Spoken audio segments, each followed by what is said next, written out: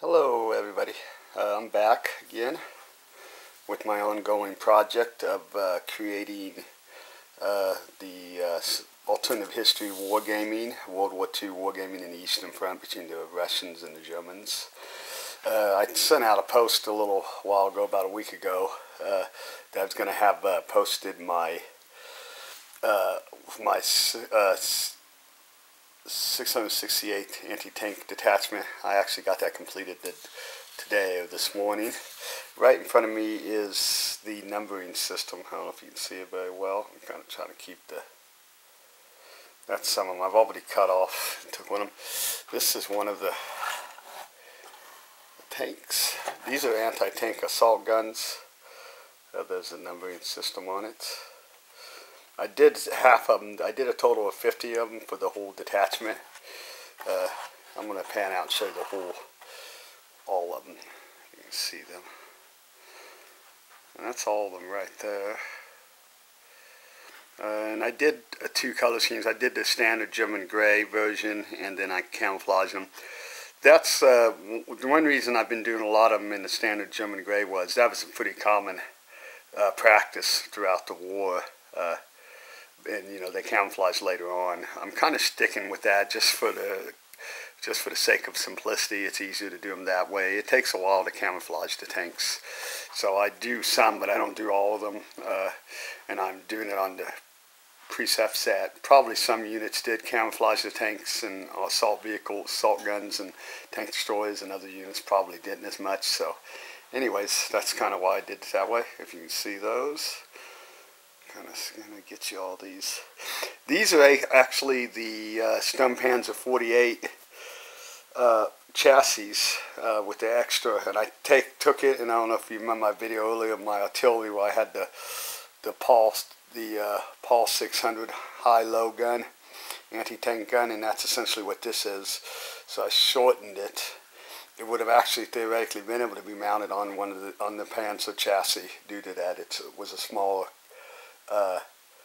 gun, and it could fit into a fixed superstructure, which would be this part right here on the tank. I'll show you one more of the grays, a little easier to see while I'm filming it. As you can see, it would have fit into the superstructure.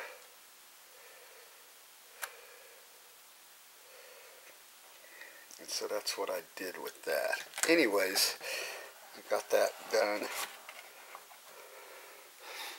Now here a little bit and give you an overall view of them, what they look like from the front. There they are.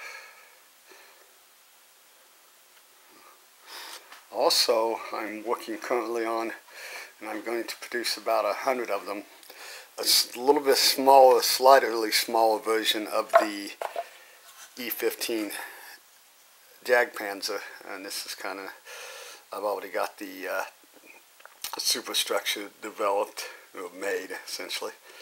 That's all the detail. You can see that.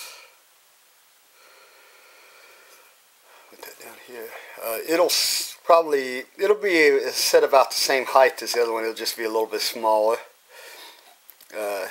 It might fall into the category of an E5, which was a small light reconnaissance tank that the German army was working on towards the end of World War II. The E series, which is stands for standardized experimental. That's kind of what I'm basing a lot of my tank chassis on. If the Germans would have kept on with it, what if they would have developed it? So that's kind of where it's at. This is the one where you've seen in my earlier videos where I've made quite a few of those. I have several hundred of those right now.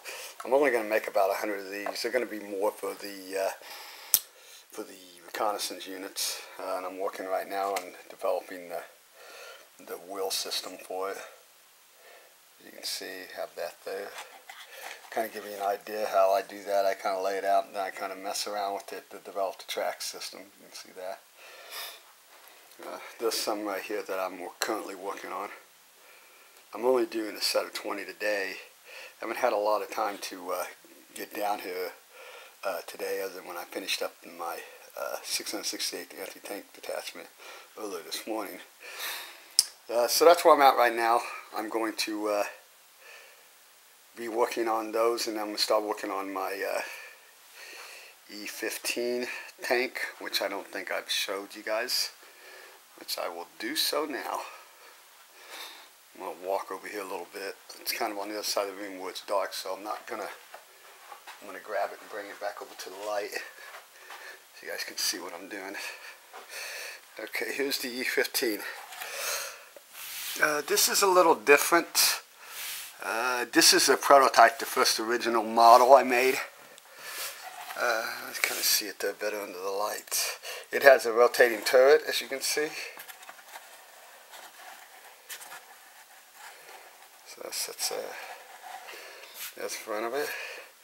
As you can see right here, it has a machine gun, 7.6 millimeter machine gun. Then it has the standard, the main armament gun, the cupolas back here in the back. It has an elongated turret, kind of longer. The Germans, towards the end of the war, were developing those turrets instead of the more squat, angular turrets they had at the beginning of the war with the Panzers 2, 3s, and 4s. In the beam for the longer turret was that the gun breech would be able to recoil back into it, so that was kind of out there. This is one thing I was doing. I was kind of cutting out the tracks, if you can see it along there, to give a little more detail. I don't know if I'm going to do that with all of them because that does take time, but I just kind of do when I do the first prototype, and you can see here. You can see the back of it a little bit, the detail underneath of it. I like to add the detail, obviously, to give it a little more, make it more realistic and make it fun when you're playing the game. But it takes time to add all the details, so I try to simplify it and add the bare minimum. There's a little door hatch back there, as you can see.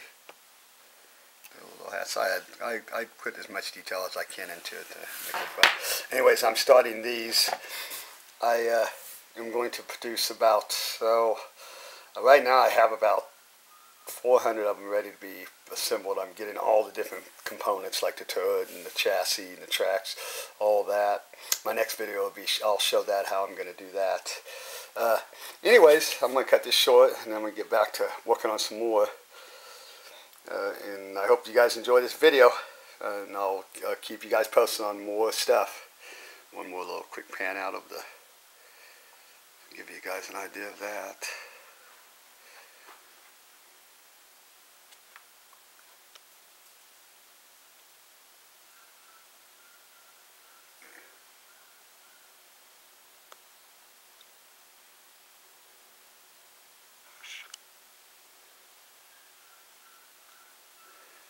Okay, I guess that'll be all. I'll talk to you guys later.